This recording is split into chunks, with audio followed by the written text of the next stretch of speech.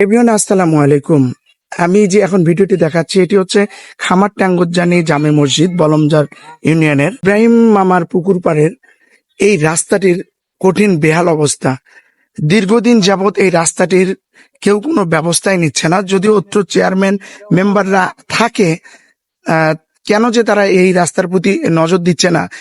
এই রাস্তা দিয়ে প্রতিদিন প্রায় 3 থেকে 400 জনগণ তাদের গাড়ি, যেমন এই পাশে অটোরিক্সা এবং মোটরসাইকেল, বাইসাইকেল, ভ্যান, মানে এখানে অনেকগুলি গ্রাম রয়েছে। এই গ্রামের মানুষগুলি ঠিক খামারটাঙ্গজানি মসজিদের সামন দিয়ে এই রাস্তাটি প্রধান রাস্তা, এই রাস্তাটি গিয়ে ঠেকেছে একদম 3 গাছের টাল হাওয়ার দিঘির মোড়। এই পুকুর পাড়ে একটা করুণ অবস্থা, সেটাকে নিজেরাই এই গ্রামের মানুষগুলো বাধ্য হয়ে নিজেরাই উদ্যোগ নিচ্ছে। আমি রয়েছে এদের এখানে প্রতিদিন একটা অটো বা মোটরসাইকেল উল্টে যাবে। এখন পর্যন্ত কেউ হতাহত হয়নি। এই হতাহতের হাত থেকে রক্ষা করার জন্য আজকে হচ্ছে 17 জুন 2025, যেহেতু একটা বৃষ্টির পূর্বাভাস দেখা যাচ্ছে, এই বৃষ্টির পানিটাকে আটকানোর জন্য এবং আর জন্য ক্ষতি না হয় এই জন্য এই মেরামতটা করা হচ্ছে। চলুন আমরা কাজগুলো দেখি। এখানে কয়টা বস্তা খাবে? এই দেখেন কি অবস্থা। সামান্য একটু রাস্তা ছিল, এদিক থেকে যে বাড়ির পানিগুলি এদিক দিয়ে প্রবেশ করে। এই যে আমার ইব্রাহিম মামা, তারই পুকুর পাড়েটা। এই দেখেন সবাই বড় বড় কলা গাছ নিয়ে এখানে ফেলাই দিচ্ছে, বাধ্য হয়ে নিজেরা এই কাজগুলি করছে নিজ উদ্যোগে। কেউ বা হাতার ধার দিচ্ছে, দূর দূরান্ত থেকে ভ্যানে করে মাটিগুলো আনছে। এখন কত ভ্যান আটকে আছে। গাবরলি ভাই আসসালামু আলাইকুম। এই যে দীর্ঘদিন যাবত এই রাস্তাটার যে করুণ অবস্থা, আপনারা কি চেয়ারম্যান মেম্বারকে অবগত করছিলেন? হ্যাঁ, বলছিলাম। চেয়ারম্যান বলে যে আমার নিজস্ব থেকে ঠিক করা সম্ভব।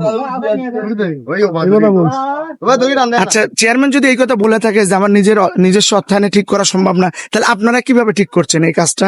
আমার নিজেরাই করতেছি। আমার চেয়ারম্যান মেম্বার অনেকদিন দেখছি এখানে মোটরসাইকেল, অটো উল্টে গেছে, যদিও হতাহত তেমন খবর পাওয়া যায়নি, তবে যানবাহনগুলোর ক্ষতি হয়েছে, তাই না?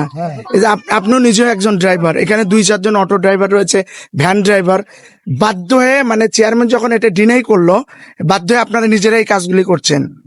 কিন্তু এখানে তো চেয়ারম্যানেরও দোষ নাই। দেশের যে বর্তমান পরিস্থিতি, চেয়ারম্যান গুলোই একটা ইয়ার মধ্যে চলে আসে, মনে হয় এখন তাদের লোকজন চেয়ারম্যান কাছে গেছিল। চেয়ারম্যান বলছে যে তোমাদের ওই রাস্তা ঠিক করতে গেলে আমাদের আরো রাস্তা ঠিক করে দেওয়া লাগবে। সে আর দেয় নাই, পরে আমরা নিজেরাই আমরা সিদ্ধান্ত রাস্তা ঠিক করতে।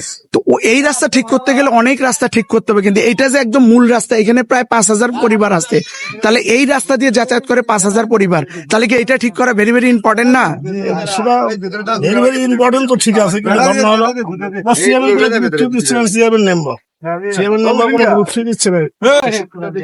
মানুষ বসবাস করে এটা কিছু বলে। দর্শক, আপনারা শুনতে পাইলেন যে এখানকার যে চেয়ারম্যানে আছে, যে বা যারাই, তাদের কাছে এই গ্রামের লোকজন অনেকবার গিয়েছে, অনেকবার আবেদন করেছে, তারা কিছু করতে পারে। আসে দেশের বর্তমান পরিস্থিতি প্রেক্ষাপটে হয়তো বা কোনো বরাদ্দ বা কোনো বাজেট আসেনি, তবে চেয়ারম্যান মেম্বাররা মিলে, এই ওয়ার্ডের মেম্বার মিলে, চেয়ারম্যান মিলে অন্তত একটা কোটেশনের কাজ করতে পারতো। কেন যে তারা করেনি, এটা আমাদের আসলে বোধগম্য নয়।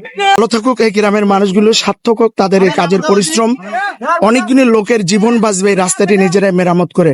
স্যালুট জানাই এই গ্রামের সহজ সরল মানুষগুলোকে। ভালো থাকবেন, আসসালামু আলাইকুম।